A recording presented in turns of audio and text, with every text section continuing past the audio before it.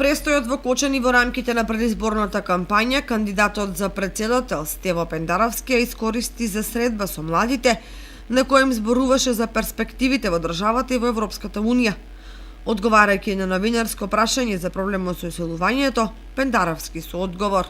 Знаете што не постои ниту една европска држава која го намалила тој тренд, а останала изолирана или на дното, како што бевме ние во 10 години назад, знаете, за време на претходниот режим на фамилијата.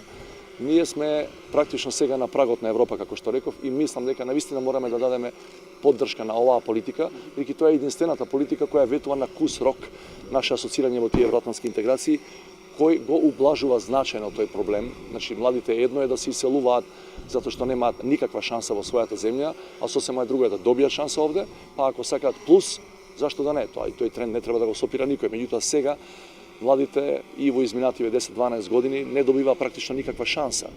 Добиваа шанса само оние кои беа припадници на владеачката партија или оние што беа блиски до фамилијата на власт. Што конечно Македонија мора да биде мајка за сите, а не мајка за некои, мајка за други. Поред него, овој проблем не го решила ниту една држава, па не можеме ниту ние, но најбитно е да се создадат предуслови за градење иднина во нашата држава, па едни ќе успеат овде, а други во развиениот свет.